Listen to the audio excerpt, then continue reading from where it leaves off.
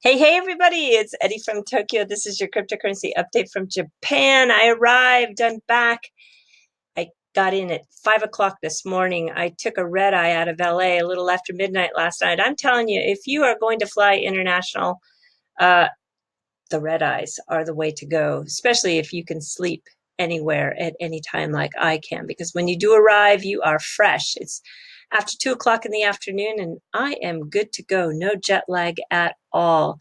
There's another tip too. When you come into Japan, there are two airports to choose from. There's one called Narita. It's a little bit far. It will take you maybe over an hour door to door to get into the city, and the express trains are a little expensive. And then you have the other option to come into Haneda. Haneda is just 15 minutes away and will cost about $3 to come into the core of the city. All right, I am going to talk a little XRP and Ripple. There is some very interesting news, and the first one is Seeking Alpha. This published an article on the 22nd. It was an interview article by Eric Reimer, who asked Asheesh Birla, the Senior Vice President of Product at Ripple, some very good questions. And it's always a good interview when there are good questions asked. And I was happy to see that Asheesh talked about ODL.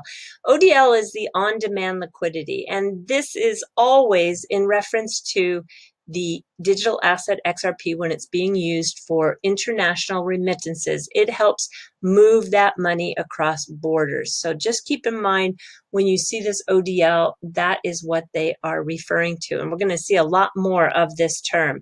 So Asheesh says that ODL is actively replacing the slow, expensive, and outdated payments infrastructure that exists today to address global demand for more efficient cross-border transactions. I'm going to put a link to the entire interview in the description below. But this is really what I want to talk about. This is a doctoral research project on Ripple, and they received the ethical approval and clearance by Durham University, UK, to publish it because the data sets for this manuscript are not publicly available because of the confidentiality. It represents 18 months of field work, Skype calls, 15 in-depth interviews, not just of Ripple, but also of some of the Ripple partners. It has 7 excerpts of confidential interviews where the names have been taken out.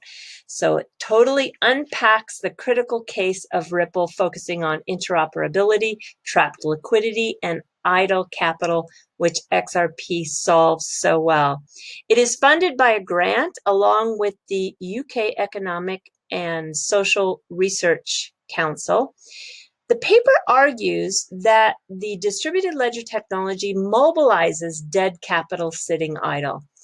And of course, DLT with XRP promises to provide this on-demand liquidity rather than batching payments. So with XRP, it can be done on a payment-by-payment basis. It's totally liquid. And I will tell you that the 4 pages of references, or roughly 160 links, they serve to be equally interesting to the report itself. Now, who is behind this? It is a real scholar. This is Ludovico Rella. He first got his bachelor's degree when he was in Florence, Italy, and did that in international studies. He went on to get his master's in global studies when he went to a college in Lund, Sweden. And then he undertook an internship, a global finance internship with a group in Germany. His research focuses on money digitization, and it is just so interesting to read. I think these scholarly works are most credible. So here is what is the beginning, and I want to take you down to 2 of the 7 confidential quotes. And you can see that the names have been taken out, but we know that this is an MTO, so it is a money transfer operator. And they are talking about the integration of Ripple, that it was a success. And they say that we have since seen very good results. We were able to bring down the prices of operations. We don't charge a SWIFT fee to our clients anymore. Previously, we were charging a cost of 20 Brazilian real, which is about $7. And then the other quote is talking about the leveling of the payment system hierarchy. And it goes like this. In Thailand, they are quite keen to use crypto because their credit score is already comparatively lower than advanced economies. In Mexico, again, because the country's score is quite low, they are quite happy to use cryptocurrencies. You sell USD, buy XRP, you sell XRP and buy Mexican peso. The thing is that those two separate transactions happen precisely at the same time. So a bank would never have to hold XRP, would never have a position being exposed if the value might go down, because that's a significant risk, right? So this is so interesting because this liquidity pool solution is what we are seeing taking place. And as more and more liquidity pools open up, that will provide the additional corridors for the utility of XRP. Here I am looking at the liquidity index for Bitso. This is the exchange that's being used for the MoneyGram corridor that went live back in July.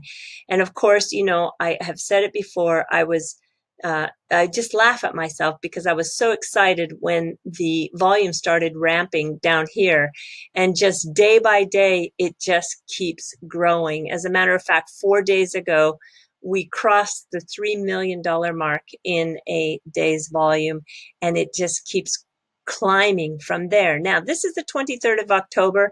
This has not finished yet. Therefore, we don't see it as a complete candle of volume, if you will. I just know that as these liquidity pools open up, then the opportunity to open up those additional corridors take place.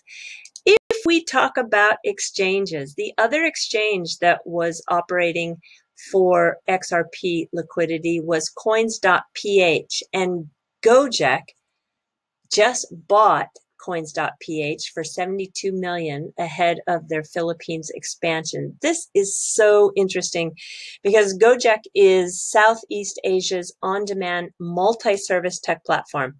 They provide transportation, they provide payments, they provide food delivery, and much, much more. They were first established in Indonesia, and that was back in 2010. When we look at the numbers, it's very impressive. They have 3 million orders every day, 3 million orders every day, 2 million plus drivers. So more daily rides than India's largest ride-sharing service. Over the course of 3 years, the total order volume has been 1,100 times in growth. Impressive. 18 plus products, 200 plus engineers.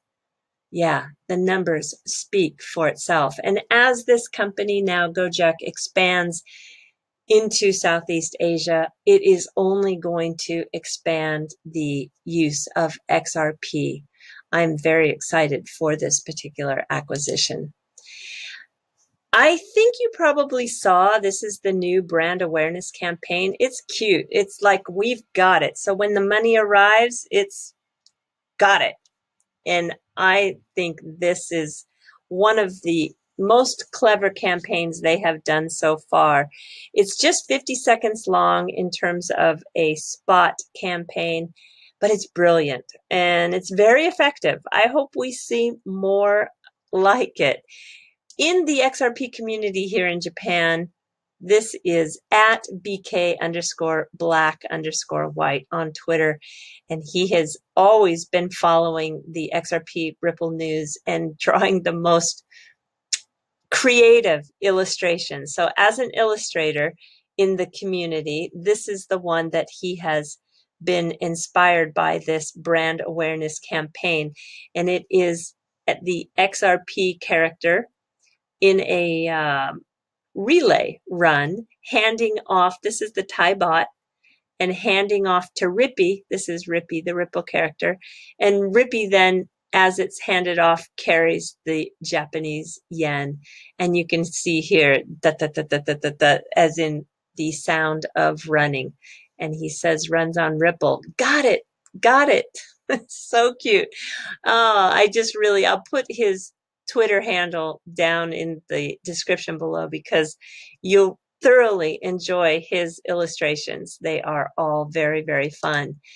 And talk about another really creative illustrator in the XRP community here in Japan. This is Tora-chan, and I just love his work. And this is getting ready for the XRP meetup that's going to take place just 2 days after Swell. And there are a lot of people coming, and they've added something quite special, and that is you can submit your question. Well, I need help because I was going to do it, and I just got as far as putting in my Twitter handle and then went through the list of people I can ask questions to that range from David to Emmy.